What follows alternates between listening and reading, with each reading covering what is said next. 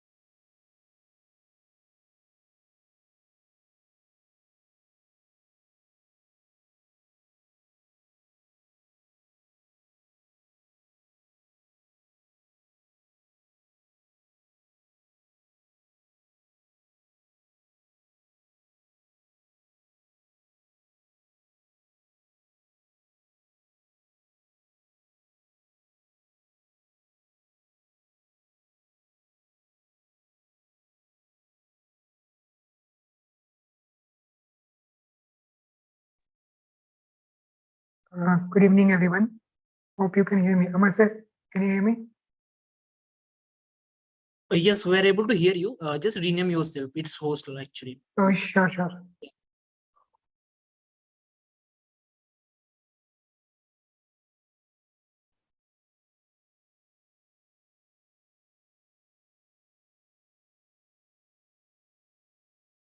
Okay, I joined, sir.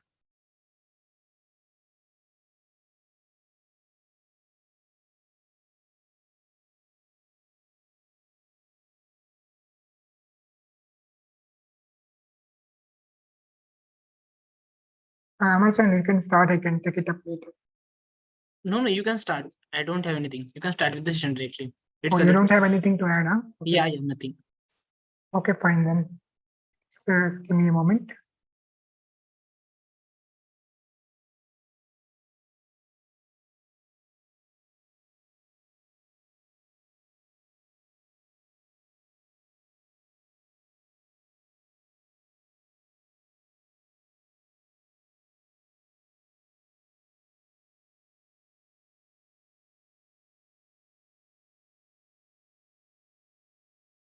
Okay, so very good evening to everyone. Hope I'm audible and let me know if my screen is visible once. I'm going to share my screen. I'm audible, guys. Can you please confirm? Hope my screen is visible, audio, video, everything is fine. Yes, no, guys. How are you all? Hello, hello. Good evening, good evening. Guys, can you hear me?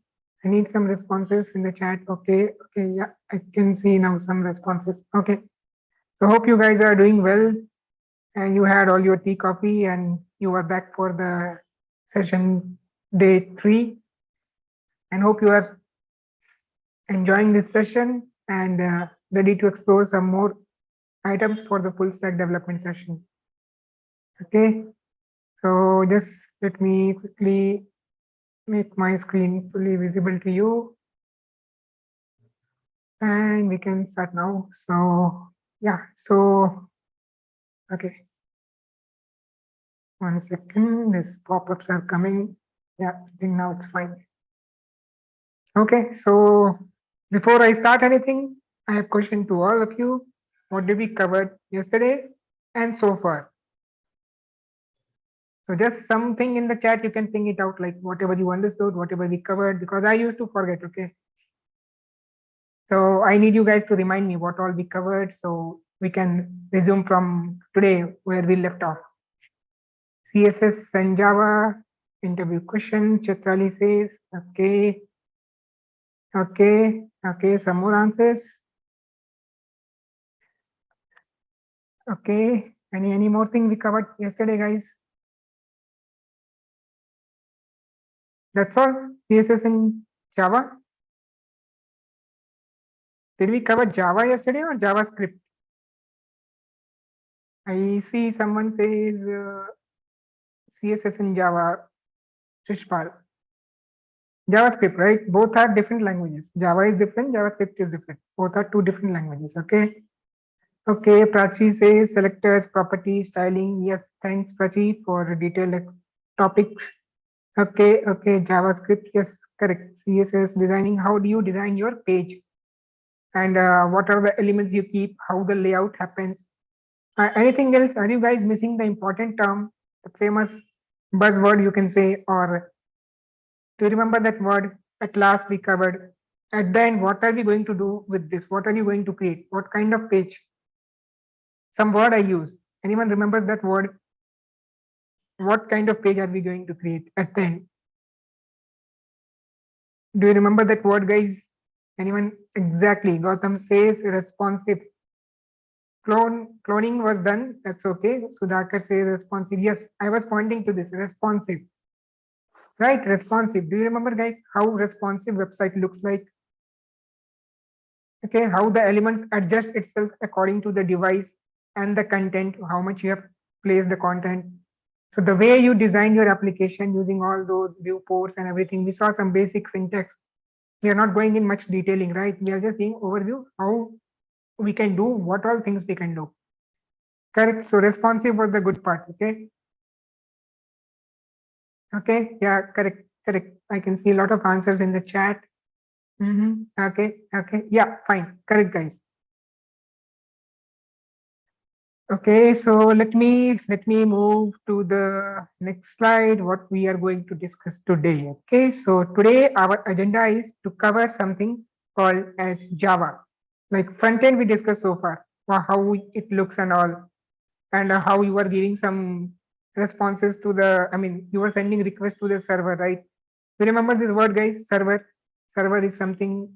Do you remember what is a server and all? Just remember everything is linked, okay? Full stack means front end, back end, database. So everything is interlinked. The flow you have to remember. Okay. So slowly we are going to explore. We already covered front end side. Now from the front end, we are moving to the server side. Okay. Where application is actually hosted and the processing and logics, whatever you create, it happens. Basic events and all we covered in correct, correct. I can see a lot of responses in the chat. That's correct. Server provides services. Okay. So like basically the server is something, if you remember, where your application is actually hosted. Okay. And when you send some request, the data now actually gets processed. So as an end user, it was very easy to play with the buttons, play with the drop downs, check boxes, just click here and there. Unnecessary, number of times you click, give some wrong data, give some right data. No need to worry about the flow and action of events. You simply play with the website like a kid, right?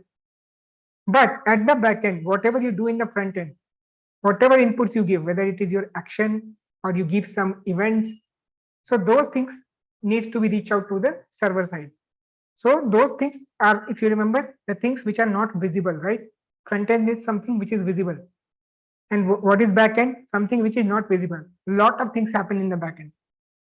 So those things, after a lot of processing and taking the, I mean, inputs and all, whatever happens in the front end is just a little small part, but too many things happen in the backend. That we are going to see Java as a backend.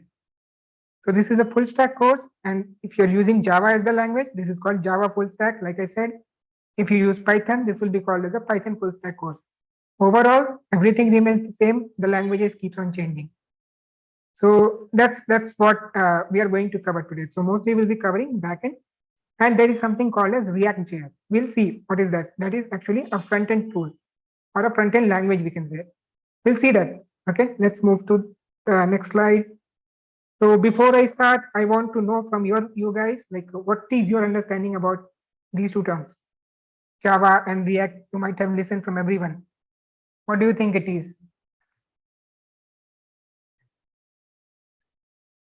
Guys, hope you can listen to me. I just need some idea from you. What do you understand? Even if you know, it's okay. If you don't know, that's okay. Even if you're copying and pasting from Google, that is okay, but don't do that. Focus on the content here, and at the end of the session, you will get at least some idea what is it and what can we do with this Java and React. Okay.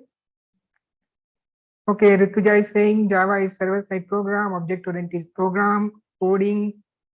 Partha is saying, okay, Ayush says React is a library. Okay, okay, you guys are all giving actually perfect answers. Okay, so again, you guys are making my life easy. So that's actually good. But okay, let's move to the next slide.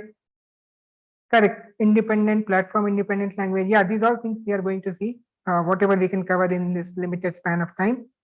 So at least you will get some idea what this Java can do with this, what all things are possible.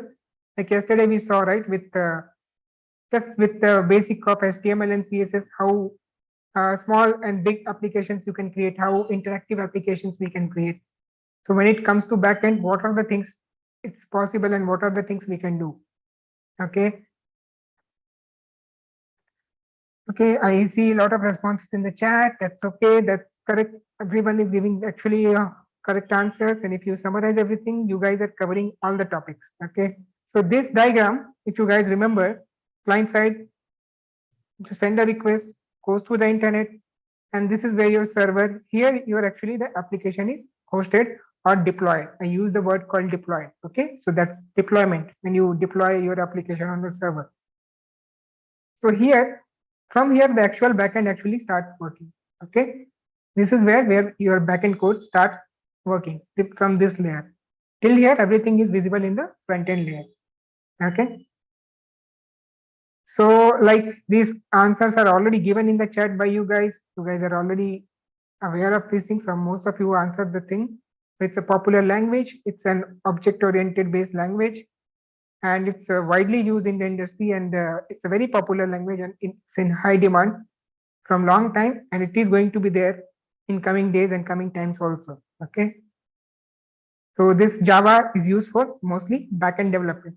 Correct. Part says cross platform support. Correct, that's also correct. Okay, so let's see like some of the features of Java language. So what is it? It's actually object oriented language. If someone says what is Java, you can say simply it's an object oriented programming language. Object oriented in the sense, in terms of Java world, everything is treated as an object, class and object. This is what we will be seeing in the upcoming slides. Okay, so till now, whatever we did in the front end, you were playing with the elements and all. So that was actually very interesting, no? With the images, icons, buttons, and all.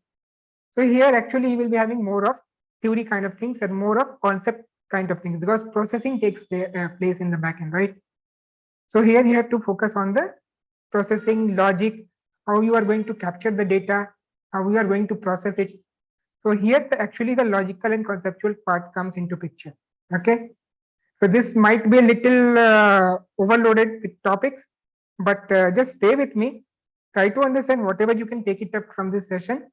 And in one session, you cannot complete everything, but at least at the end of the session, I'm sure you guys will have some idea, at least more than 60-70% you will understand what is the use of this and what are things this Java and all these things can do. Okay, so let's slowly move to the next slide.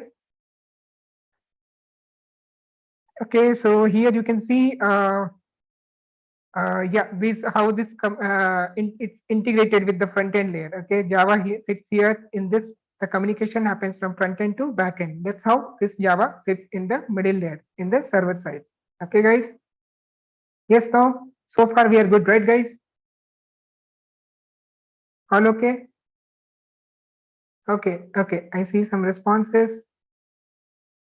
Okay, so let's go to the next slide where we will be seeing some of the famous OOPS concepts. So this is one of the famous interview questions. Hope some of you might always be knowing it, but still I'm going to just have a recap for you guys. So these are 4 OOPS concepts. Okay. What are they? Abstraction, encapsulation, polymorphism, and inheritance. Okay. So what does this do? So these are 4. On the basis of this only the whole our object-oriented programming works. Okay. So let's see one by one on each of them. What does it actually mean? Okay. We'll see with programs also at the end of the session. We'll see some of the programs also. But you should know the concept. What does it mean? So it's sometimes people get confused with encapsulation and abstraction. Looks similar only, but there is a lot of difference. We are going to see with the help of some images and some programs. It will be more clear to you. So let's see the first OOPS concept that is called as encapsulation. Okay. What is encapsulation? Like I told you, in Java, we'll be seeing mostly classes and objects. In this, everything is treated as an object. Okay. So this is what we're going to see in most of the programs or projects or anything. So when you create a class, okay, class is nothing but a template kind of thing. So in the class, you will be having some variables. These variables and methods or functions we saw in JavaScript also, right, guys? Remember that JavaScript we covered yesterday. JavaScript, yes, no. There we were. We saw right something called as variables and data types, functions, some looping statements. Huh? Remember this one? Conditional statements. If else, we saw some of these items. No. Yes, no, okay, okay, yeah, I can see some responses. So similar to that, JavaScript, here also we have all these things. You will be seeing all those things here also. So what like class, functions, variables, comments, same similar structure. So if you know a little bit of that, this will be easy for you to understand further. Okay. So got some idea on encapsulation, like the variables and functions when they are kept in a class as a single unit, you can say it as an encapsulation. The variables, member functions, everything, whenever you create, and at the end, you consolidate that into a single item called class. So that is called as an encapsulation. Got it? So this is called as an encapsulation. This is one of the OOPS features. Okay. Any questions, guys, on this encapsulation? No? Yes? Got some idea? What is it? Just club the items into a class. Okay. That is only encapsulation. Okay. Let's see what we have next. The second OOPS concept is called inheritance. So inheritance is similar to like it's again more than programming language. You can think it of as a simple English, right? So inheritance means you are inheriting something or you have some property from the parent item. Okay. Path says are methods and functions same. Yes, in JavaScript you call it as functions. In Java, functions and methods are same only. Okay. just the naming convention. Okay, Parth. GitHub, guys, this all things we'll be covering in the end of the session. GitHub is like repository generally, like where you keep your code. Okay, once you create the application, you will keep it there. Okay. So inheritance, guys. So inheritance is something where you inherit the property. Okay, like you inherit something from your father and mother, some property like voice, eyes, hair, like this. We inherit something, no, from our parents. Similar way, in programming languages, you create multiple classes, right? You don't have only one class, no? There will be many classes. So one class will have its own member variables, functions, and everything. There will be another class. So if I want, in my some cases, that one class to have some property from the other class, in that case, we go for inheritance concept. Okay. So the class from which you inherit is called superclass. And the class which inherits the property is called child class or subclass. Okay, these are the types of inheritance, various types of inheritance: single inheritance, hierarchical inheritance, multi-level inheritance, multiple inheritance, and hybrid inheritance. Okay, in single inheritance, one class extends to another class. Hierarchical, one parent class, multiple child classes. In multi-level, one parent class, then one child class, then that child class become parent class to another child class. So this is multi-level. Okay, multiple inheritance, multiple parent classes and a single child class. Hybrid inheritance, the cross, like a diamond structure. Okay, here guys, this is also an interview question. They will ask you what is inheritance and what are the kind of inheritances. Okay, here guys, got some idea on inheritance? Yes, no? All good, so cool. Okay, simple, right? Just simple concepts. Okay, okay, fine, fine. Now let's move to another OOPS concept. So far we covered two, right? Inheritance and encapsulation. Now we are going to polymorphism. So polymorphism, yes, you can see it consists of two words, poly and morphism. Means many forms. Poly means many, morphism means form. You can take a simple example. As a person, as a boy or a girl, you are an employee also, you are a brother also, you are a teacher also, you are a student also, you are a customer also, you are doing many roles, right? A single person has many forms. Like this is what in terms of programming language we call it as a polymorphism. Okay, sorry. Sorry. 1 second, guys. Okay, so we are saying discussing this polymorphism. So how many types of polymorphism are there? So there are two types of polymorphism: compile time polymorphism and runtime polymorphism. This is again interview question. Okay. Yes, correct. You guys are thinking in the chat ability to take more than one form. That's correct. So compile time polymorphism is checked at the compile time. So when you run a program, right? When you write a program, something happens, means something goes wrong, then the compiler will give you a hint if something is wrong. So that is called compile time polymorphism. Runtime polymorphism is the something which is being checked at the runtime. We'll see this with programs, and that will make more sense. Okay. So with this example, you can see like there is a car. Okay. You can see my screen, right, guys? So this is the parent class. This class, guys, can you see my screen? Yes, no? Okay, fine, thanks. Yeah, so this parent class car, from this car, its child classes are inheriting the properties. Okay. So this speed is common to car. So this speed will vary for different child classes. You can define it as you wish. So this is called as polymorphism. Got it? Let's see the next topic. Okay, what do we have next is abstraction. So abstraction is nothing but you hide the complexity of the program, you hide the unnecessary items from the end user, and only basic functionalities are visible to the user. You can think of a simple example like here from these slides also you can take, or else you can think of the example called when you go to ATM. to withdraw some money, right? You just go put your ATM card, give your PIN, give the amount, and take the money, right? But at the back end, the bank, what it does from your account number, from your card number, it checks whether you have sufficient fund or not, whether this is your ATM or not. A lot of things are happening in the background, right? So too many checks. But as an end user, we don't see those things happening, no? So the complex functions are hidden from the end user. That is abstraction. It's hidden. Only the end result. What do we need?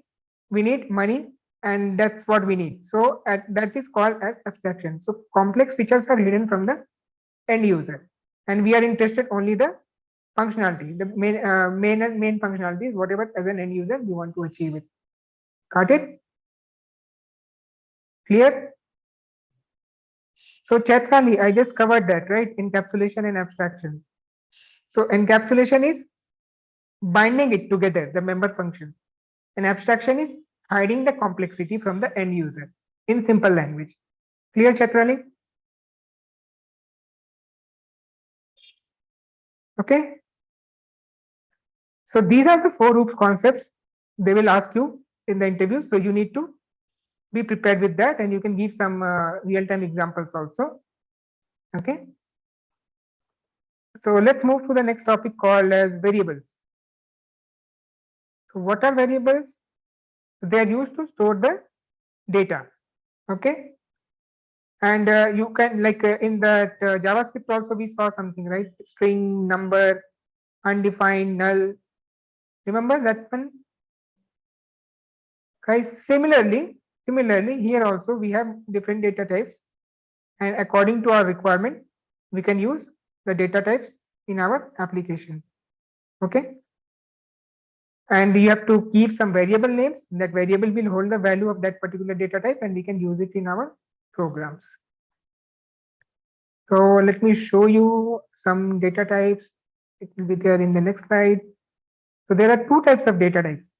One is primitive and one is non-primitive. Okay. The primitive data types are numeric. They can be byte, short. These are all ranges. Okay. The number of range, how much you can store it, or what is the range, the maximum and minimum that it can hold. The floating means floating point are like decimal values. Okay. And these are the integer values. Non-primitive data types in Java, we have non-primitive data types also along with primitive data types. This means string is also a data type in Java. Arrays is there. Arrays also comes as a non-primitive data type. And you can have your own custom defined classes also. Okay. So let's see what we have next. So these are the types of variables. So how many types of variables are there? So there are three types of variables. Local variable in Java, instance variables are there in Java, and static variables are there. These are all keywords. Okay. See, lot of items are here. These are very, very small items, but each item needs to be practiced. So with program, it will be more clear. So even if things are getting little messy here, you should not worry. Like I told you, take this as a note and just keep going with this. In one session, it's not possible to cover and in detail everything, right? But at least you will get some overview. Data types are there, class are there, objects are there. Take this, and then we'll see some programs, and you will get some idea how this full stack backend area looks like. Okay. So this to my right side, you are seeing the types of data and their default values and the range. So that's what is initialized with whenever you create some variables, and these are the data types. Okay. Any questions so far? With high level OOPS concepts and data types, class, objects, just high level. Okay.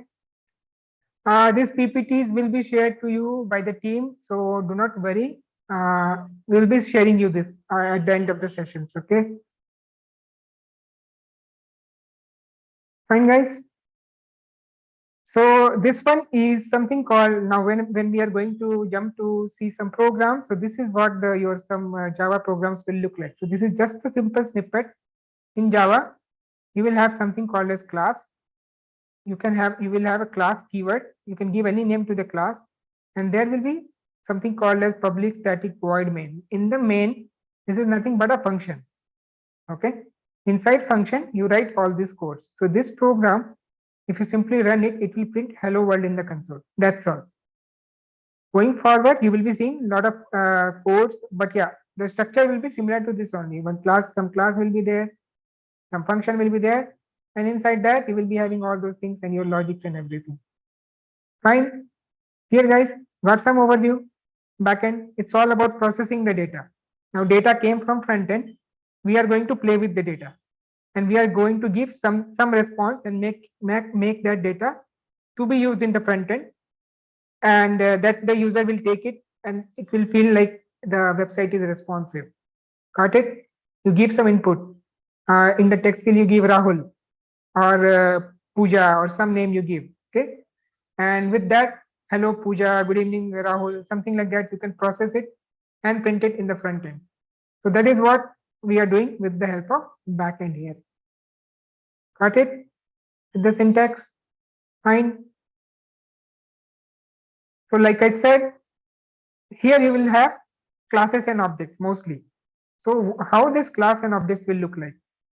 So here you can think of this as a class. This dog is a class. So it will have some properties, right?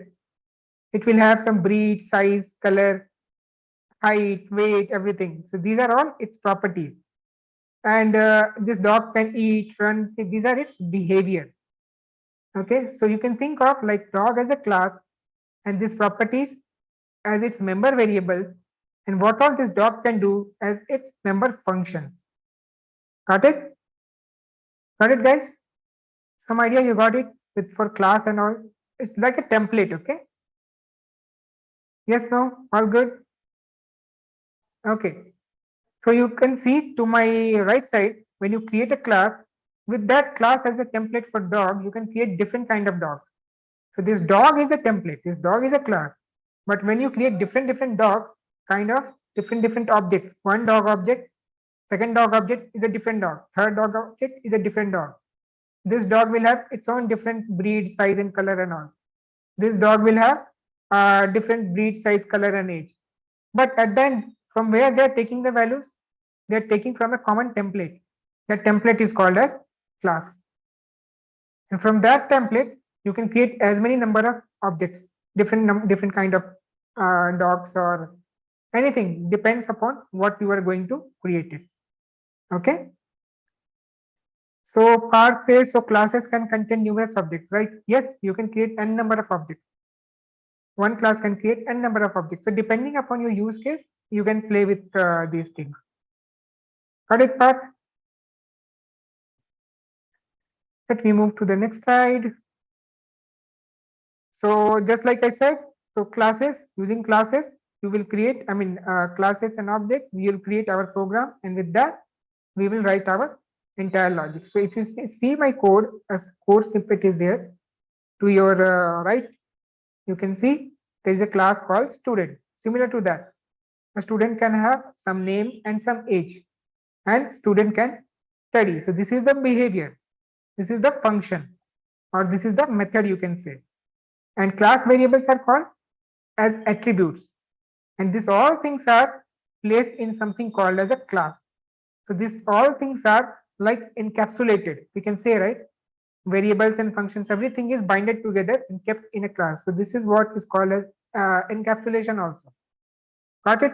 How these concepts are coming from, how these names are coming from. Variables are there, functions are there, everything is binded in a single unit called as a class. So from there, they used to call this as an encapsulation. Got it? All good? Yes, no? Getting it, guys, so far? So this all backend is about processing. So it can be little boring, but you have to understand how the processing happens of your data, right? So just I need some attention from you. So just it will not be more fun like HTML colorful things will come here. Colorful and animation things will not come here. Here actually processing will happen. So logical thing has to be done. So you have to give little push to your mind and just stay with me for some more time. Okay. So let's move to the next slide. What we have, this already we covered. Same thing, object, various kind of objects you can create. Okay. And I think you got some clarity now. This is getting repeated. So with how you can create different objects, a class can have multiple objects, properties, behaviors. Okay. Same thing. You can see student object is getting created. You have student class we created in the previous slide, and we have student one, student two. And using student one, you can give some values to student one. For student two, you can give different values. Fine. Okay. Similar way, same thing. Just now we saw, right? One student or employee, like this, you can just keep on initializing the properties, and depending upon your use case and a program requirement, you can create your classes and objects. Okay. Again, one snippet is there. So we have a class, some variables, some functions, and inside main function, I told you, right? Public static void main. Initially, we saw hello world was written. Now, in this, you will create your object and you will print your values. And when you just run this code, you will be seeing some output like this. Okay.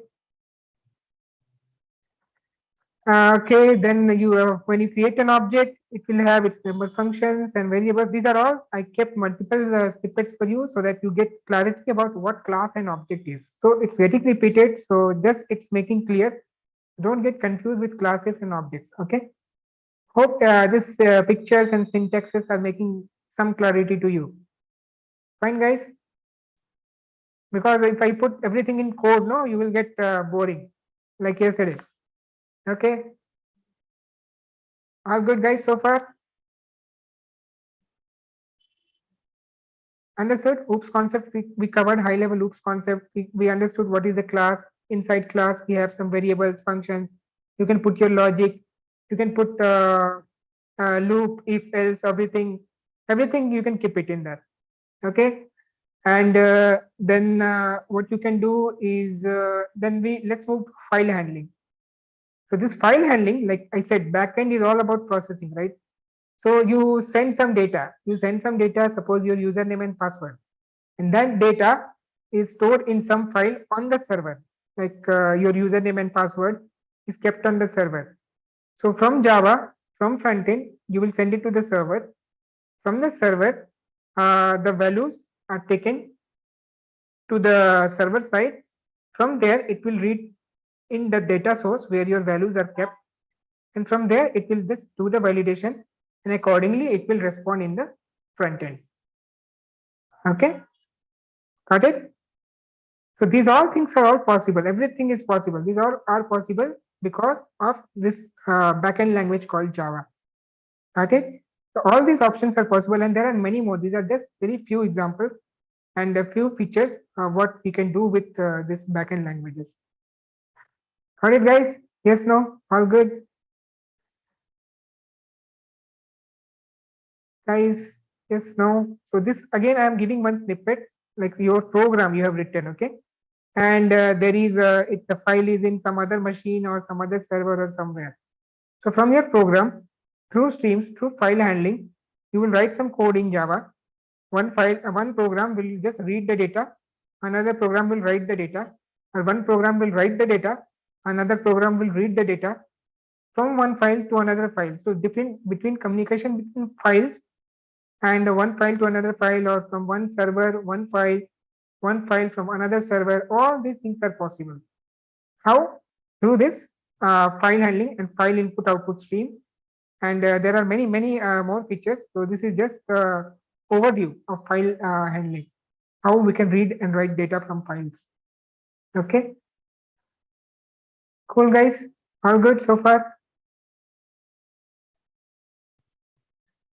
Yes, no, guys. Okay, okay. Hope you guys are not sleeping, right? Because backend is mostly about processing. Okay, so I told you it will not be more colorful, but still I tried to make it colorful for you with some pictures and animation, because backend is mostly about processing the data.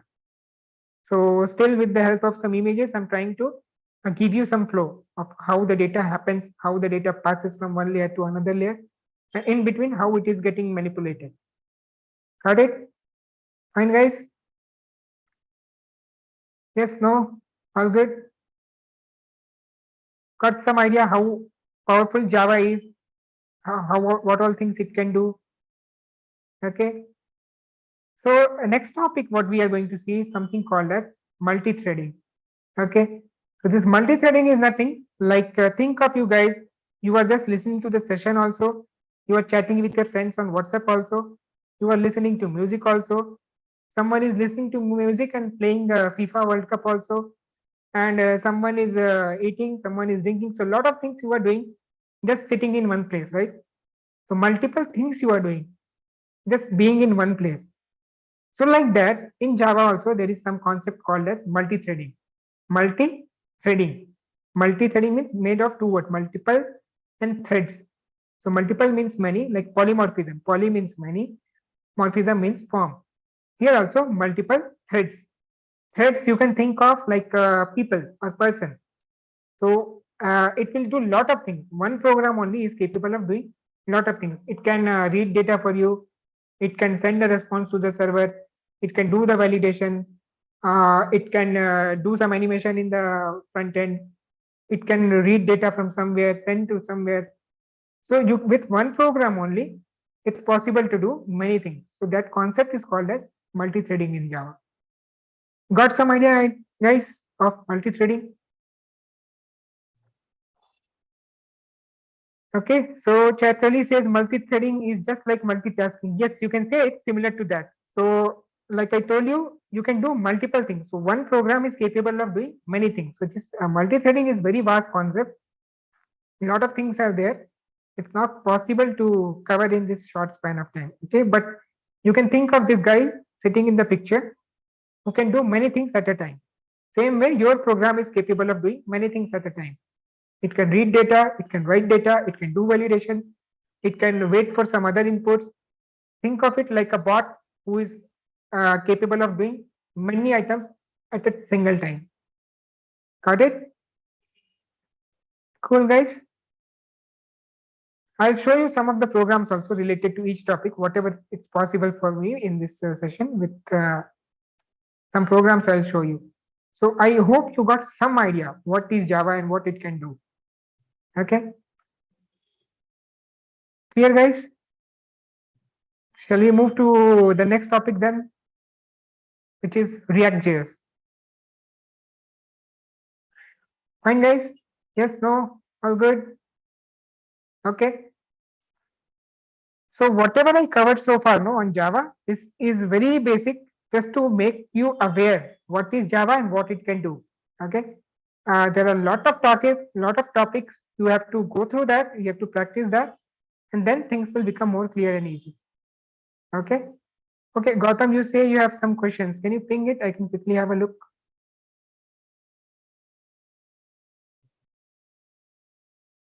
Okay. Which one is easy as a backend like Java and Node.js? See, both are different. Node.js, you are using it in the front end layer, okay, on the server side. Java, you are using in the backend layer. I mean, when you once you get the data, what you are going to do with the data on the server side, whether you are going to store it in some file or some database, or whether you are going to store it somewhere else and send it back to the user in the front end. But what you can say is in the front end, your data is getting only client side, it is getting manipulated. That is happening with the help of JavaScript. Okay. So guys, I'm seeing a lot of questions. Which is easy? Java is easy. Python is easy. Complicated C, C++. No, everything is same. Only Java. You know Java, you can learn anything. You can take this as a base. You can learn Python. You can take this as a base. You can learn C, C++. Anything. At the end, everything is a language only. Syntax changes. That's all. Okay. I'm talking to you in English now, right? If I know how to talk in English, and then I can talk to you in Kannada and Punjabi and everything and Bengali and all those languages. No? My content will be same. What I'm going to do, I'm going to design a web application. So that thing I will explain you in Punjabi or Bengali or Gujarati or Kannada or Telugu or Tamil. Languages will change, but at the end, I have to create a program. Syntax will change here and there. Hi, hello, the way you tell all those things. But at the end, overall, things will remain same. And then you have to create some application for the user, right? And that needs to be run on the server and people have to access it through their devices. Got it? Okay, yeah, I can see some more answers and yeah, okay, we'll see. Lakshmi, you are saying to show programs. I'll try to show you guys some programs, whatever is possible with me, because many topics are there, right? I cannot show programs on all the topics, but I'll show you some programs definitely by the end of the session. Okay, let's move to React.js now. So what is React.js, guys? Any idea? JS we heard. We can see here some word already. JS, JavaScript. Okay, JavaScript, what is React? Any idea? Anyone? Yes, no. Even if it's no, that's fine. I'm going to touch that for you.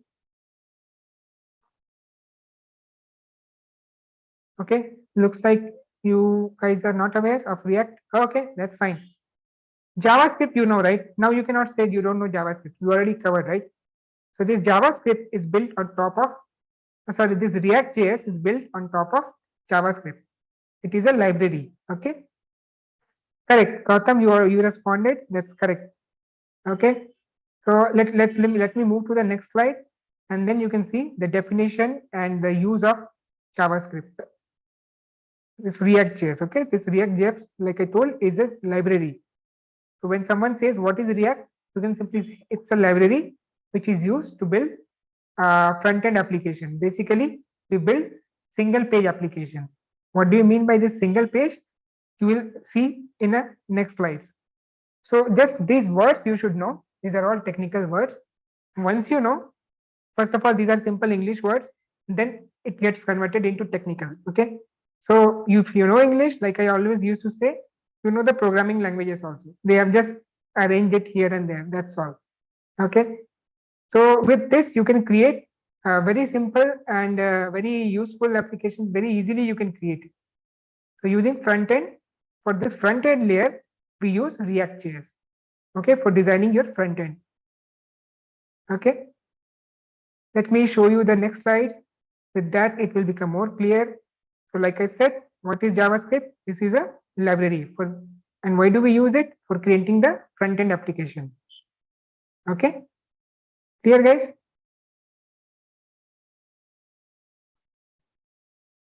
Okay, I see some responses, fine. So now, like I said, single page application, okay? And basically these two things, one, single page application, second, reusable components. What do you mean by both? Single page application, again, one single page will be capable of handling everything. You don't need to navigate from pages to pages. Okay, you remember like older times when you click open some website and this opens in a new tab, then again it goes to another HTML page or another web page. You click on a button, it keeps on going from pages to pages, right? Multiple pages open. If you click on something, it goes to one new page, another new page, third page, fourth page. So that is called multi-page application. But in single page, the page doesn't get refreshed. In the same page only, without page getting refreshed, the content gets changed here and there. So that is called a single page application. I'll show you in that in the next slide. But yeah, you should know these words: single page applications, library, and creating reusable components. That's where we use React.js. Okay. So this is just a snippet to show you how React.js works and how it can create an application or a front end page for you. So we already know HTML, right? At least you know this line called h1 tag and hello world. You know this part, right? How to create hello world using header tag. This we covered in HTML, no? Got it? Remember, guys?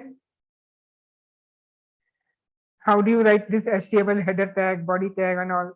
So what we are going to do here is the HTML tag page or components. We are going to break it. You can break that. That's what we are calling it as component. You can create small components, and that you can just throw it in on a page whenever you need it. Think of like you have a button, or you have a text field, or you have a label, or you have a table. Each item can be considered or created like a component, small component, using the help of React.js. And whenever you need that, just throw it on the front end. Just return it to the front end.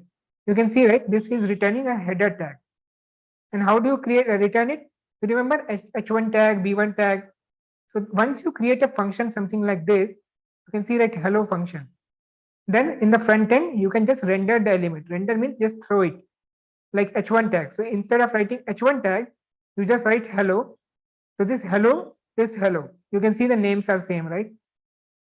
Just by calling this, it will just put this whole content in your HTML.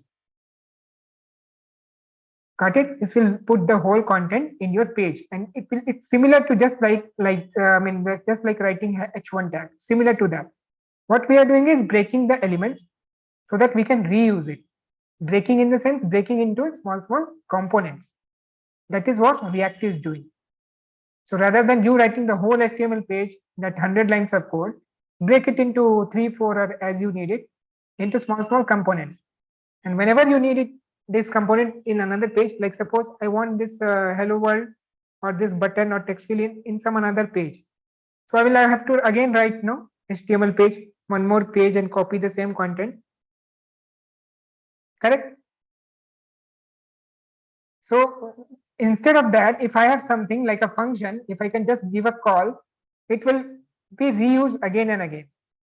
So that's where this React.js comes into picture. Got it? So just create it once and reuse it again and again. So this is the syntax. Do not worry about this if it's getting complicated. Just high level you can see there is an element. This is the main thing. Just like header tag, tr tag, break tag, anchor tag. So here you have defined your tag. You can say you have defined your component. You can write multiple items here. And whenever you call this hello, opening bracket and closing bracket, this whole thing will append whatever the content is there in the function. Okay. So let me move to the next slide using command line. So this command line, something called as command prompt. We have something command prompt, no Windows. Using that, we can create. Got it? Using command lines, we can create our application. You can directly create it in Visual Studio also. Okay, but there are many options. So command lines are very quickly used. You can just use commands, and you can start creating your application, and directly you can run it on the server. Okay, these are some of the commands where you use like create React app and just give the name. It will create an application for you. Okay, and then once you create it, to run that, you can just write npm node package manager. You have to install this software, and then you can start creating your applications just like you create HTML pages. Okay, I told you write single page application and multi-page application. So single page application, in single page only, your content will get a change whenever you do something. It will not refresh or anything. But in multi-pages, this is the traditional approach. You click on something, one new page opens. You click on another thing, another page opens. But what we can do it like a single page application. This is what we are using it mostly in the industry now. This is on the basis of this, the applications are being created nowadays. Okay. So some more differences. So these differences they can ask you in interview. So you should know this. What is single page application versus multi-page applications? So from the performance point of view, from the security point of view, from scalability point of view, you should know the differences and how single page application works and how multi-page application works. Okay. The main difference is the page gets reloaded. The refresh of the page happens. No one wants this because every time it keeps on refreshing, no performance will be impacted. So no one likes this kind of application. If I do something immediately, if I see the change in my application or the page, this is called a single page application. This is what nowadays it's trending in the industry. Okay. Fine, guys. Got some idea? Yes, no? All good so far? Okay, let's see some snippets and something like, if you remember, I told you something called as DOM model yesterday. Do you remember that DOM model? What is DOM? Document object model, some tree-like structure I explained, right? Remember, folks? Correct. So in that you have head, HTML body, and then inside paragraph, div, and all. It's like a nested, no? So what happens here? How this single page application works? It will not go and change the entire page. It will not refresh. It will just directly work on the DOM. It will create a virtual DOM for itself, and that it's going to use it. So that's how it will not refresh the page. So internally, it creates a virtual DOM for its operation.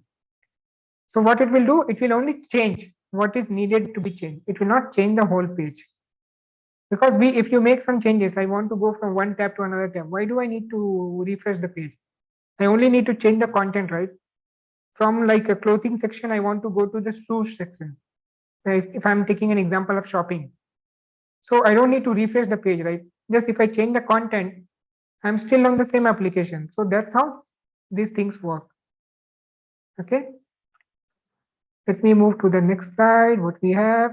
So how do you install it, start it? How you can start writing your application? You have to first install Node.js. Okay. You can even directly write your application, I mean, program of React directly in HTML also. But once you are comfortable, you have to start using Node.js. And this yesterday I showed Visual Editor, Visual Studio Code. So there you can start writing your applications and you can start creating your applications for practice. Okay. So this is how your code snippet will look like. Already I showed you one. I'm showing you again one. So this is where you import this React component, and this has some inbuilt functions and properties which we can use it to render the element in the front end. Okay, your greeting class, there is a class, it's extending to a React component. This is the syntax, guys. Okay, I'm just taking a snippet. So in that, whenever you call this function, whenever you try to render that, this hello, with whatever property you pass it, it will display the name in the front end along with this hello syntax. Okay, and this export is for exporting it, reusing it. Like I said, no, once you write it, it can be reused again and again wherever it is needed. Fine, guys? All good? Let me move to the next slide. So here, how do you use it? So yeah. So how do you use it? You can create, you can write the JavaScript code in the link tag. In the head section, you can use these scripts. One second, sorry. So in the script section, you can just include these three scripts and you can start writing your React code. This is the simplest approach you can start with. Okay, you see here, there is a HTML document. In the head, you have to use these three things. React DOM. This is something called as Babel. Babel is something like the older versions, Internet Explorer and other browsers, they do not support. So for a browser compatibility, this Babel is something which is called Babel is used. Forget this thing for now, just focus on the syntax high level. In the body, I have a div and I've given the name as my div. It's an ID, right? Attribute we discussed yesterday, HTML attributes and syntaxes, correct? So here inside the script section, I'm writing a function called hello. Okay, this is a function called hello, or you can say it's a component. We are going to create it. So whenever we call this function or render this function, it will return hello world. So in the container document.getElement by ID, I'm just trying to access my div. So whenever this div is accessed, it will put this content in the div section. And what we have in the div is hello world. So whenever you run this application, you will see the output something like this. Okay. Got some ideas, guys? The syntax wise, high level at least. Don't think like all the lines you will understand in one time only, but at least you are following, right? The flow, what this component, how it is breaking the application. The HTML itself is being broken into number of components, reusable components, and we can use it again and again. So you can see what the power of React.js, right? Cool, guys? Yes, no? So someone asked in the chat, what are the ways we can create components? So there are two ways. One is using class component and one using the function component. Using these two, you can create your components. Let's see the syntaxes. Let's quickly see the syntaxes, how you can create it. How you can create using class component, how you can create using the functional component. So this example you see using the class as a component, your class, Suppose car extends to React component. This is the base component from which you will inherit every time to create your component. Again, I'm saying component means break the HTML part into small pieces, and whichever piece you want to keep it as a component, put it in the code, and in the render function, just put that. Whenever you call that, just simply writing normal HTML tag, you can invoke that. Got it? Clear, guys? All good? So next one is called as a functional component. If you see previous screen again, class component, using class, we are creating a component. Functional component, using a function, you are creating a component. Okay, it's the same way. Similar to that, but only difference is you see in class, you have to write too many items. This code becomes longer. But functions are written very smoothly, very easily with less number of codes, and it's very easy to understand compared to class component. So mostly we prefer functional component only when we go for programming.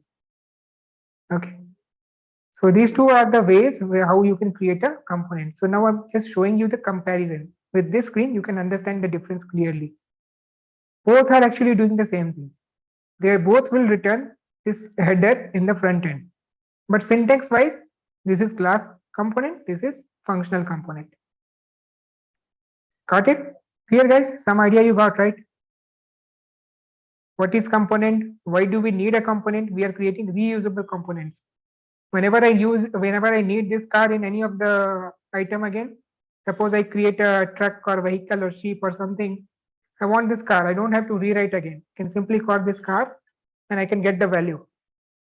So that's why we are breaking this into small components. And that's how it is happening thanks to React.js. Got it? It helps you to break your HTML part into small components. Clear, guys? All good so far? Connected with me? So like I said, only processing of items we are going to discuss here. That's why this will be little, you can say it can be little boring, but I have tried to use snippets and some colors so that it becomes more engaging and you at least get the flow, how it works and what are the, features and how you can use it in real-time applications. Fine, guys? Okay. So how do you render it? Render means how do you get your element displayed? Okay. So let's see how you are going to display it. So this is what how you are going to call it. You already saw that. So if you see this element, it's just like starting tag HTML open, HTML close, or body open, body close. So I'm just writing here car. If I just write like this, it will display me whatever the content here I have here. Okay. A third way is saying which is better for use. Like I said, functional component, you have to write less code. So you can write that, and also it depends upon the coding structure the industry is following and your company is following. If they will tell you to go with functional component, you have to go with functional only. But mostly we go for functional components only. Okay. Okay, let me move to the next slide. This is something called as props. Okay. So props are something like it's just like properties or parameters we used to pass in what do we say? Okay, Parth is saying I'm not understanding what is the difference React.js makes between normal HTML and this one. See, the difference is this is helping you in breaking the HTML itself. In normal HTML, you write everything, no? Header, body, table, and everything. So here, if you want to break it more, you can, if you want to, you can say modularize it more, and you want only some part of HTML to be used in some another place. Okay, like you can see, think of like any website where the in the left panel, some discount section is dancing. Today's discount 5% off, 5% off. You want that in all the pages. Correct. So that particular div content, you can create it like a component. And in other pages, wherever you need that, just call that component. That is all possible with the help of React.js in component functionality and features. Got it, Parth? Clear what React is doing? Breaking your component, breaking your HTML itself, and making it reusable. Okay, I hope Parthu, I answered your question. Okay, thank you. Then this properties, we are discussing properties. So when you want to create some element or you want to push some component in the HTML, you want it to come with some property. Like I want a car, I want the car to be in red color. I want the car to be in blue color. I want the car to be Volkswagen. I want the car to be Ferrari. So that you can pass whenever you call that. So it's just like passing a function. Component will come. Along with that, we are going to give it some property. This is what means as props. Okay. So with this example, this will make you some clarity. Till now, we just passed car, right? Now I want to say, hey, whenever you give me car, this car should be of red color. So how this car red color is going? So this car initially used to call this car function, right? Or class component, right?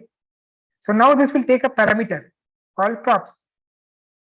So this props, whatever you are giving here props, property, this color is equal to red, comes and sits here, like parameterized constructor or parameterized function. We or parameterized method we discussed in JavaScript, right?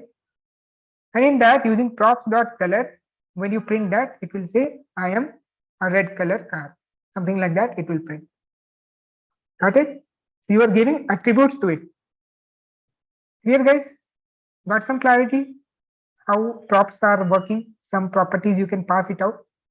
Correct. Passing the data from parent to children. Correct. Yes, yes. This is what we are doing here. Passing the data not and the properties. Okay. Now you can have components in a component also. One component can be there in another component. Now you can see the complexity. We are going to the next level. Till now we are just adding one property. So you can see how powerful it is. Inside the apparel section, you can put the clothing and all. Like think of like Mintra. In one section, you have multiple nested sections. No. So that's where you can use nested components. They are creating it with the help of components. So we as an end user keep on scrolling between one section and inside that same section, you go for another section. But at the end, it is component within a component. Like this, they are using this as the base. Here guys,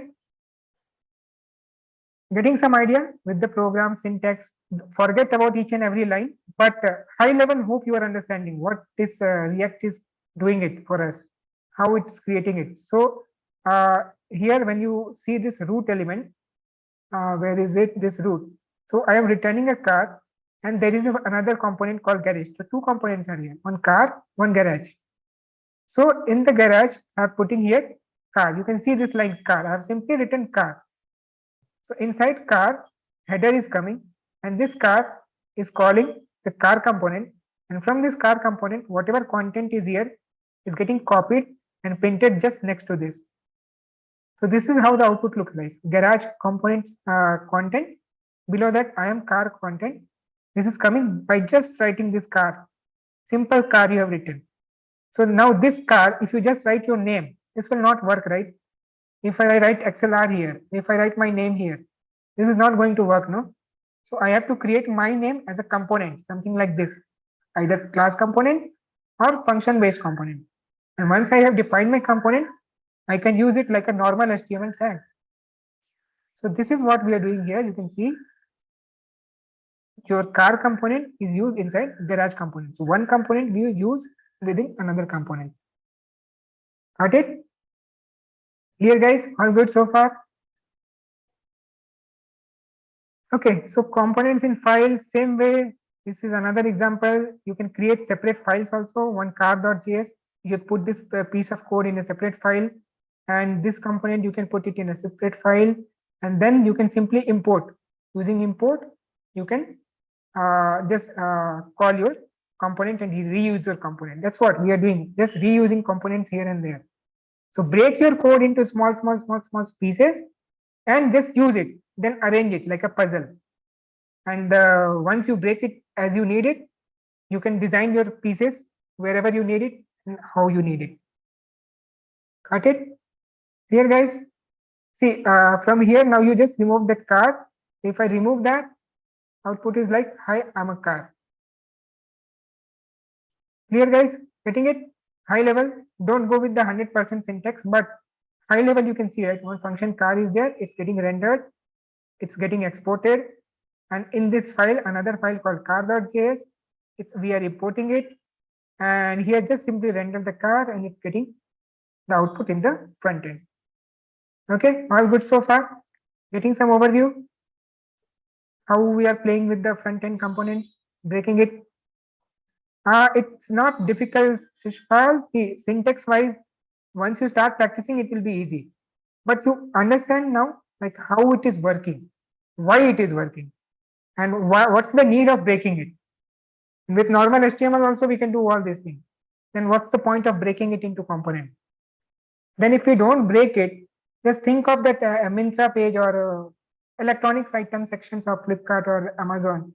In electronics, you have computers, mobiles, they're all nested, right? So they're all small components. In the main electronics component, just call the component, another component. So it becomes more easy to maintain, no? In future, if I want to create one more section, say Diwali Dhamaka or something, and in that I want to keep only a television section. I don't have to write one more page for my Deepavali event.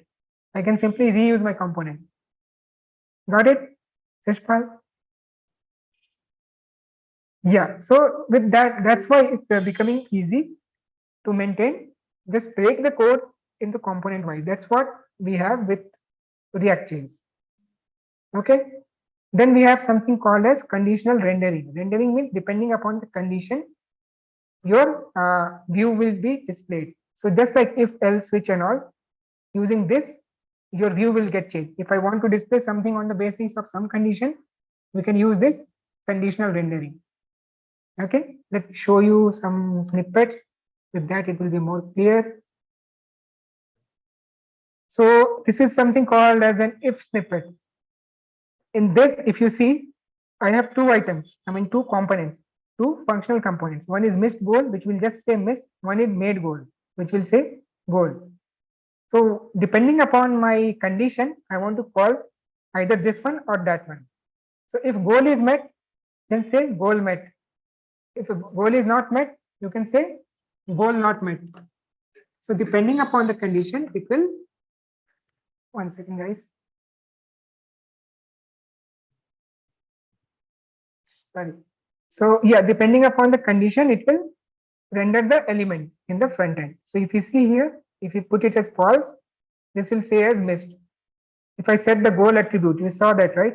With the parameters you are passing, props, correct? So if you say it as a true, it will say it is goal achieved or something like that. So if you see this snippet here, I have two components, missed goal and made goal. And in the goals, I'm passing these properties, props, and from the main where I'm rendering the element, I'm just calling my goal. So how I'm calling, I'm giving it a value. I'm giving it a condition and I'm setting it to false. If I pass it as false, it will say missed. It will call this component. How? It's going to check. If this, then return this, else, then return this. Just like if else statement of JavaScript. So you can see, right, how it's using JavaScript internally. This React.js is internally using JavaScript only. So that's why this is built on top of JavaScript. So, here guys, yes, no, all good.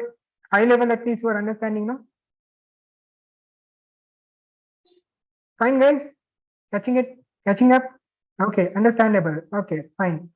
Yeah, don't worry about more about the syntaxes, but yeah, just get some idea how the flow is happening. Okay, if you just change it to true, the output will be true. See, we just change it to true, output will be something like true. Then same way, there are other conditional operators also called logical operators. And so here I'm giving what we are giving here. We are giving, see here how many cars are there? 1, 2, and 3. Some random values are given. So this cars has total length of 3, right? 3 items are here. Yes or no, guys? Correct, guys. Just don't read whole syntax. Okay. If you read one by one, each character, know why this equal to is there, why this colon is there, why this bracket is there, then you will feel like killing me and killing yourself. Don't think like that. Okay. High level, just see the from a distance, see the code. There are cars and there are 3 cars. Okay, fine. 3 cars are there. Then I'm passing the cars value and I come to this props. And in the props, I'm seeing, okay, what I'm seeing is I got 3 cars here. And in that, I'm going to check the length. If length is greater than 0, then I will print you have that much number of cars in your garage. So I have 3 number of cars in my garage. Just a simple check. That's it. Got it? If you remove the elements here, the count will become 0, right? If I put more cars, it will become more. But if I remove 0, it will say no cars. So let's see in the next slide. So what we have here is, I just removed the cars from here. See? You can see, right? 3 cars were there earlier. Now from the array or from this constant keywords, I just remove the element. So size becomes 0 here, correct? Yes, no? So if size is 0, it will say 0. This condition becomes false, right? So this condition itself is false, so nothing is getting printed. Only garage is getting called. So only this section is getting printed. Clear, guys? Yes, no? Okay, okay. So same thing, is true, false. We saw this also on the basis of condition. If it is false, it will print as missed. Then finally, we are into routing concept. So what is routing? Routing is like from one page to another page, how it redirects. So since this is a single page application, routing will not at all happen. What will happen? It will change the context. For the DOM element, DOM model, it will change the content. So that is called as routing. So React has its library, its own way of defining the routes. You define the routes and you create like components, right? You create suppose 10 components. For food section, there is one component. For dessert item, for one component. Main course, I have one component. For ice cream section, I have one component. So depending upon the user's action, I will simply redirect it to the component. I will not refresh the page. Okay, so that's where we use this routing concept. Let me show you with the code snippet. Okay, so here in this, like you have multiple home blocks, context, so multiple JS files are there, and there are different components. Okay, how we are going to see this in the front end with the help of code. So you see here, these 4 components are created, right? With the help of this route, I'm just importing it. In the router section, what I'm doing is a browser router. This is the parent element. Okay, you see the output first. In the output, I have home, blogs, and content. If I click on blogs, this blog page will open. If I click on article will open. So this is what routing looks like. So click on something, component gets changed. How I have given inside routes, you give path. If nothing is mentioned, it will go to default page slash layout. And if you give path, if you select the path as block, the block element will be rendered. If you give as context, element will be rendered. If you don't give anything, no page will be rendered. Okay, the routing concept, simple. How do you route it from one component to another component? Page will not refresh, contents will get changed. Here, guys, syntax wise, what is routing?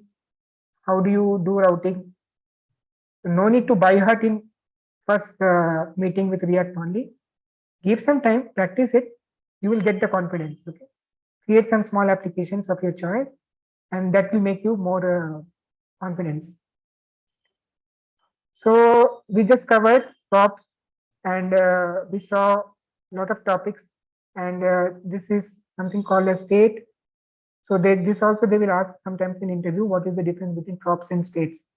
So props cannot be modified, state can be modified. So these are the differences. You can have a look. Anyways, this slide will be shared to you. So don't worry about that. Let me move to the next section without boring you more. And yeah, on the basis of condition, the elements in the front end are getting arranged, or you can say rendered. Okay, this is called as conditional rendering. Got it, guys? Using router and how you create small components and how you break your application into reusable components. That's what we do with React. So hope you got some idea of React.js, what it is, and what all we can do by breaking the components, how it makes your life easy and makes it ready for reusable in future if you want to reuse it in somewhere. Yes, no, guys, all good. Too much theory. Okay, like I said, since this is backend, most of the processing things only we are going to discuss. This is not like HTML and CSS, colorful buttons, colorful icons, animations. Processing is there, so you have to. I told you like you have to be little alert with the processing part because backend is mostly about processing. Okay, so let's see some fun facts for Java. You saw initially it was called as OAK. Okay, it's platform independent. You guys already know. Write it once, run anywhere. That's why we call it as platform independent language. Okay, something called as bytecode concept is there. These things you will see in the interview questions. We have it. And one important thing, React is not a framework; it is a library. Okay, Angular is a framework, you can say, but React is a library. Okay, guys, clear? Yes, no? Are we connected? Okay. Okay, now let's quickly see some of the programs for Java, and if possible, I can show you some applications also. Do you guys want some break? 2 minutes, 5 minutes break, or can we jump to programs? Uh, guys, just ping in the chat if you want 5 minutes break. Okay, no one wants break, huh? Everyone says continue, continue, continue. Okay, okay. You guys are not tired with the theories, huh? Okay, okay, fine. So since you guys are saying, okay, it's interesting. Okay, seriously, I thought like I made you guys bored because I thought like you guys will again curse me like yesterday for taking too much of theories. But I tried to made it visualize you with the images and all. You can at least now visualize. You can break the front, I mean, backend also in fragments, and it's easy to use it. That's what simple thing. React means reusability. How you can reuse? Break the front end. Keep breaking, keep breaking, breaking, and reuse it. Even simple one header also you can break it. Okay. And Java for file handling, multi-threading, class, object, function, blah blah blah blah blah. Many things. Java is big, little big, and yeah, that's all. Okay. So I will not waste time. You guys don't want break also. You guys don't want to give break to me also. Since you guys are saying I will not take break. Let me quickly jump to some programs, whatever I can show you now. Hope my screen is visible. I'll quickly show you some programs. I have to show you interview questions also. So my screen is visible, right, guys? All good? Fine? Not boring, no? Okay, someone says break. I can see some options of break also.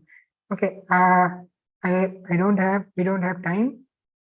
Let me quickly wrap it up and show you. This is Eclipse, like Visual Studio, you use it for front-end development, right? This is the editor for front-end, I showed you. This is called Eclipse, something called as Eclipse, which you use for writing backend code. Okay, you can use IntelliJ also. Many options are there. STS is there, but mostly people use Eclipse and IntelliJ. So I have my some of the codes here. I'll show you some programs, basic programs, inheritance, polymorphism, functions, constructors, whatever I can show you. Quickly, I'll just have a walkthrough. So when you open this editor called Eclipse, it will be open something like this, and you can create multiple projects here. And which program I should show you? Let's open some core Java concepts for you. So these are all separate projects I have created. So I'm just trying to open some core Java concepts for you guys. So I will just expand it. And this is the folder structure. Don't get worried. This is all simple programs. So let me show you basics. What I have here, these are all packages. I will open some class. And you can see one program, simple program. So this program, we have created a class called student. Inside main, this is a class, right? Template, For a class student, I have student's name, student's age, and student's grade. And using sysout, just like in the console, we are trying to print it. Okay, we are trying to print these values. Nothing much we are going to do. Simple. I'm keeping it as simple as possible. Okay, whenever I run this code, the control will come here. It will see there is a class called student, and student's values are initialized here, and it's printing it. Let me quickly run this. For running this, I have to right click on the code, to go to run as, and run it as a Java application, and you will see the output somewhere in the console. So here you can see whatever we gave here, the same lines of code are getting printed. Name is equal to John, age equal to 18, grade is equal to 12. I hope no doubts with this program, right? I'll quickly show you many programs if you guys respond. So the more responses I see, more programs I'll show you in this limited time. Also, I can show you 10 programs at least. So can you please respond? Yes, no, something. Okay, super. With your speed only, I'm going to jump with the same speed. I'll jump from one program to another program. So which program I should show you? Objects. How do you create an object? So let me show you this. So this is little bigger program, not bigger, but some comments are there. So you see there is a class. What is the name of the class? Object demo. Class name can be anything. Okay. So there is a class called object demo, just like a student or animal or dog or employee or anything. Okay. So just a class name, anything you can give object demo. In the main, I'm creating the object. How do you create an object? You create an object something like this.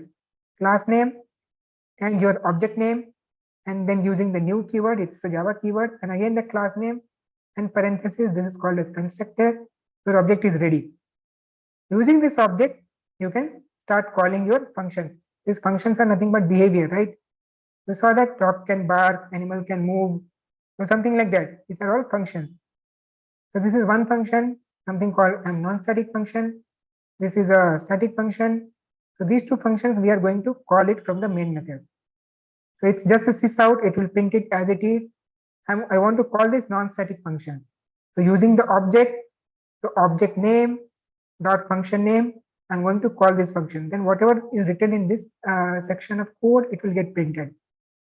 Okay. Same way here also, you can call this function either through class name or object name. So I'm calling this again my static function. So this function will get called. So let me run it and show you the output. Will not take much time. This also you can relate it. Okay, whatever we have in the piece of code using classes, object, constructors, and all, everything is getting printed. Okay, this is how you can create your programs in Eclipse, and you can start playing with Java programs and Java concepts. Okay, guys, getting it? Something you are understanding, right? Okay, so don't forget about the, don't get confused about the syntaxes and all. So the more you practice, the more you understand. Okay. So in this limited time, I can explain you this much only. So I'm just trying to make you your interest into this thing. So if you are getting some idea, if you are following at least 20% also of the session, you guys are good to go. And if you keep practicing within very small time, you guys can make it 100%. I'm sure. Okay. Let me show you some more programs if I can show. What I can show you is loops. I can show you some loop program. So this loop program is there. This is for, you can see that I will ask for a value. I have a class, I have a function, I'm taking an input. It will ask for enter a value. You give it a value, and after that, it will print from that one till the input, whatever you have given, and it will print the number in loop 1, 2, 3, 4, and all, something like that. Let's try to run this code, and you can see with the output. So it's asking for an input, right? Enter a starting value. So if I give here as 10, so what I'm doing is it's asking for a number. So from where it's asking, enter a starting value. Give me the input. So using object, I created an object. See, class name same, object name dot calling some function. In that function, I'm calling and taking the input, and then I'm calling another function displaying ascending order. So it will take the input and just it will start printing it in ascending order from 0 to or 0 I have taken initial as 1. So 1 to 10 it will start printing. So if I hit enter, it's printing 1 to 10. Okay. So like this, guys, you can just start playing with the codes. Got it? Easy, right? Got some idea, no? For the backend. So many programs are there. I cannot show you all now. You can try all the options. Everything is possible. I can show you one inheritance quickly. Inheritance. Uh, okay. Let me show you some inheritance program. This one, let me show you this one. So I have called something as RBI. Okay, let me first close all these programs which are not relevant now. So this is an example of inheritance. We covered this topic. So I can show you this as a demo for today's session. You can relate it. Okay, so here I have something called an RBI. RBI, you know, guys, banking thing related to bank. Guys, am I audible? Yes, Bank of India, correct. So here RBI has its own repo rate and FD rate, right? So from RBI, the child classes, other banks will inherit. So let me show you this. HDFC Bank, it's extending RBI. So it will extend the feature of whatever features RBI has, it will extend its feature, plus it has its own some features. And that we are going to display in the bank. So in the bank, I'm going to create an object of HDFC Bank. And I'm going to call the members of HDFC Bank, and using this object, I can call members of RBI Bank also, because RBI is the parent class. Okay, how RBI is the parent class? RBI extends, sorry, HDFC extends RBI. So HDFC becomes child class. We saw inheritance, right? So whatever RBI has is now copied to child class called HDFC. So using HDFC, I can access HDFC items also and RBI members also. So that's what this program is going to do. So let me quickly run this and you can see how it works.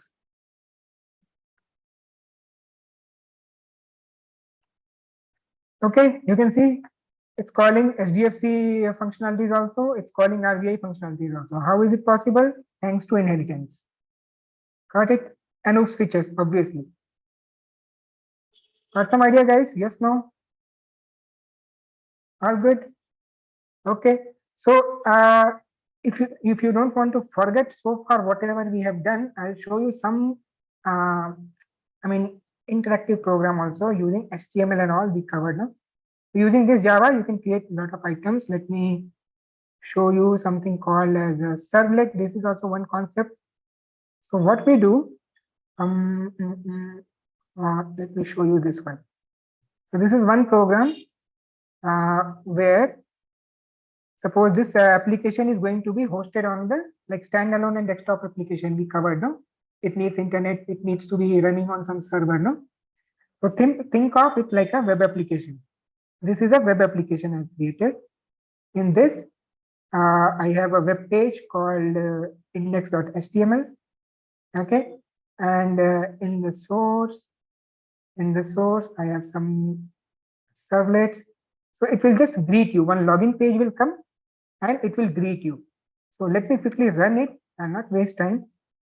So this is all possible with the help of Java and server and servlets and HTML, CSS, JavaScript, whatever we covered so far. So what I'm going to do, now I'm not going to run it as a Java application, because I run it as a Java application, it's a standalone application. I told you this is a web application, right? It needs to be run on a server. I have a server in my system. This is called Apache Tomcat. Okay, it's a server. There are many top servers also in the market. I'm having Apache Tomcat. I'm going to run this on the server. You can see it's asking for a server. Which server you want to work? I want to run my application in the Tomcat server. So let me just run it. So I have many projects in this server. I'm going to remove unnecessary ones. I just want to show you this server. This project, this application I want to run on my server. So let me run it quickly. And it says I want to remove it and run it. My server is getting started. You can see once the server starts, the application will also get started. Okay. And in this, I have index, what is the login service. So I have this login page. Okay. So something like this HTML with the help of HTML, this is designed on the HTML and CSS. And in the background, we have what do you call Java, JSP, I mean, servlets are running. So if I give password 1234, I click on submit and some responses are coming. You can see welcome to our page. Your password is going to expire soon. So all these things are possible with the help of backend. I just entered some data, right? This is what we discussed, no? You give some data. The data goes to the backend, goes to Java. And there it's capturing all this data and it's printing it for you. Okay, this processing part happens there. Okay. So you can display whatever you want to do. You can start creating simple to complex applications. Okay. Okay, we have very less time. So any questions so far, guys? You got some clarity with the programs also, no? High level. You can try it out something of your own. All good so far, guys? Yes, no? Okay. Okay, let's go to our PPT again. So I showed you some programs. Now what we can do is look at some of the interview questions. Quickly, let's have a glance. Okay, so you guys ready for the interview questions? Yes, no, this is not the KBC question, okay? And this is not like it will definitely be asked, okay? These are some of the questions. You can think it off like notes, okay? Think it off like a notes. And maybe this will be asked, maybe this will not be asked, maybe something else will be asked. But yeah, it's good to have something, no, as a notes. So let me quickly have a walkthrough for whatever we covered and hope my screen is visible properly to you guys. Yes, no, all good? Visible? My screen is visible, guys? Okay, so whatever we covered today, no, from React and Java, so I have selected some questions for you. I'll just have a walkthrough and I'm not going to discuss since we are running out of time. So I'll just make a slideshow and so that you can have a look at all the questions. Okay, you can discuss whatever we covered, no? I mean, OOPS concept, operators, since I told you, I cannot cover everything in one session. But yeah, you can practice, you can keep these questions as a note, and definitely you will be seeing some of these questions in the interviews. Okay, and this will at least give you some idea, okay, what are the things I need to cover? What are the topics I need to study? Okay, this question is from next chapter. Okay, this is also there. Okay. And you will become somewhat familiar with the terms. Okay, now you know what is responsive, now you know what is full stack development, and now you know what is front end, you know what is back end, what is a library, React is a library or a framework, what is a backend, what is a server, what is a standalone application, what is a web application, what is a server, okay, what is client side, server side, what is responsive, what is deployment. So these terms at least now you are familiar. Okay, so that's what we are going here with this session. You will get some idea and it will create a roadmap for you how you can plan your further activities and assignments and your study cycle. Okay, this will help you in preparation. This will give you some idea. Okay, so these are some of the questions now from React. I'm just scrolling it since I covered most of the theory and backend part, so I could not discuss this, but you can take this, the notes, like I said, and prepare it. Okay, these are some of the questions from React about controller and child nesting and all, how context is used, setting states and props. Okay, and I think I covered in a rush, so please do not curse me. I tried to give you whatever I could give in this limited span of time. Okay, at least now you can visualize what the front end is. Why do I need to not write everything in a single HTML? How can I make it reactive with the help of JavaScript? And okay, how can I break it so that some other people or other components can use it? Let's use React. Let's break it into components. Okay, now I have designed my front end. I want that data to be passed from server to backend to a file. Okay, I have something called as file input stream, file handling in Java. Okay, there are many items. Okay, then I want to do this, I want to do that. Okay, hello, guys, am I audible? Yes, no? Okay, so that's what I'm saying. So you have some idea now, like so you can plan your next move accordingly. So this will make your journey ahead easier. You will not get confused now where to start, how to start. So you have a flow clear in your mind now, right? Okay. So that's all from the interview question section. And if you have any questions, feel free to ask. That's all for today's session, guys.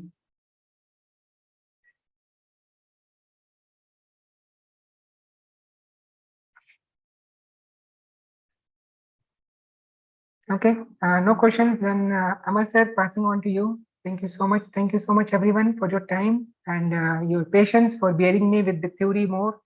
And yeah, thank you. See you guys tomorrow, same time, and we'll cover AngularJS tomorrow. Like I said, React is library, Angular is a framework that is also used for front end only. You will see a lot of similarity in Angular, whatever we covered from today's session and so far. Okay. Okay. Thank you everyone again and see you guys tomorrow. Good night. Bye bye. Take care. Amar sir, back to you. Yeah, sure. Thank you so much. Thank you. So guys, please mark your attendance. I already shared that in the chat box. And if you have any query or question, please drop in the chat box. I will take it up. So link attendance link. Yeah, I'm sharing again, guys. So there is one major question from all the peoples. Please send the PPTs in LMS portal. Yes, guys, so we'll upload all the PPTs in the LMS. Don't worry.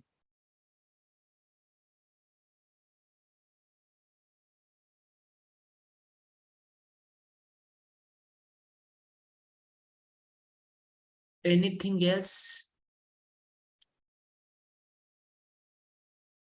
Lakshmi saying, sir, I didn't got Python note, sir. Can you send once again? It's there in the LMS, Lakshmi. We already uploaded that. Please check once. Notes of Java, Saurabh. We'll upload that.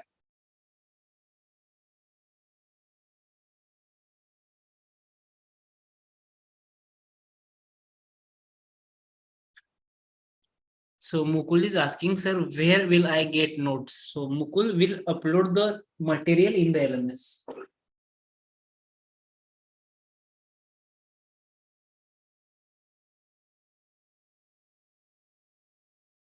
Mukul is asking what is LMS. LMS is a learning management system and it's a portal of ExcelR online portal. Okay, so we are providing the recorded sessions, then material, then assignment over LMS and the access of LMS for you for lifetime. So Manish raised the hand. Manish, you have any query? Chaitral is asking, I didn't find yesterday's session on the LMS. How is it possible, Chaitral? It's there only. I only checked that it's there only.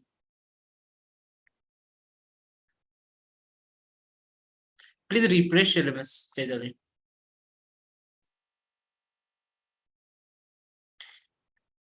YouTube people, you have any query?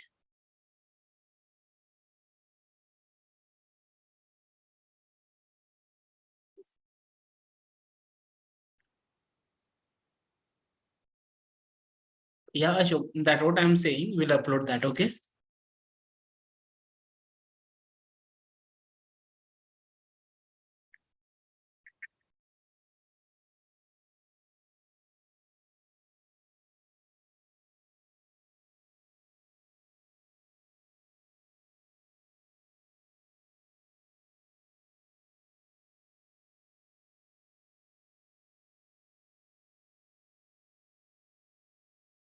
Sir, can we leave? Yes, guys, we don't have any query or question and you're done with your attendance, so you can leave. We'll meet you on tomorrow at same time, okay? Saurabh is asking, can you send notes on email or WhatsApp? Saurabh, sorry to say, but it's not possible.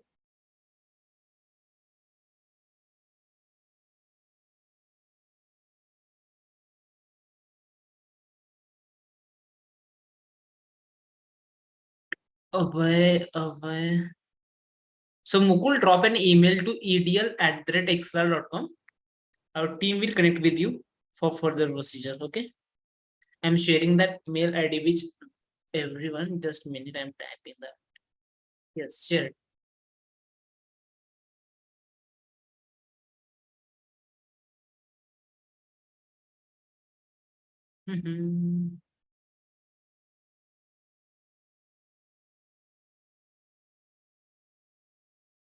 Saurabh, it's your first day?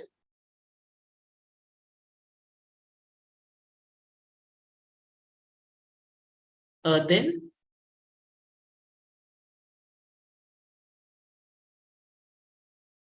yes, Saurabh, that would like on the first day only.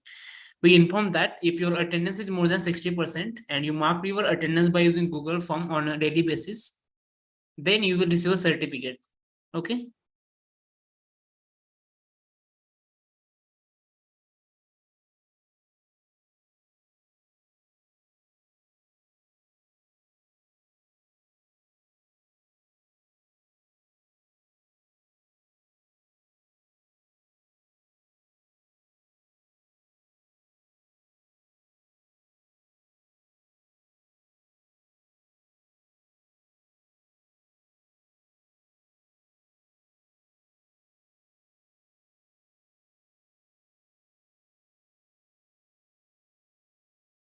Sir, I'm not getting.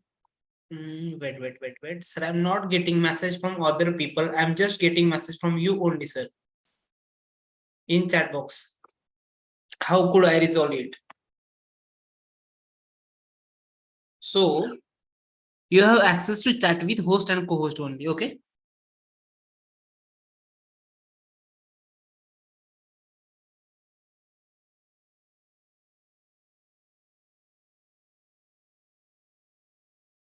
On which platform we will be getting a certificates?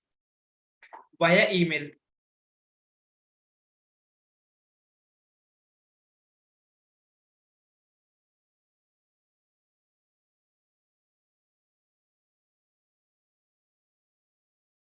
Yeah, you are welcome, guys.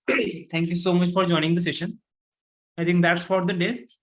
You don't have any more questions, then we'll wind up the session.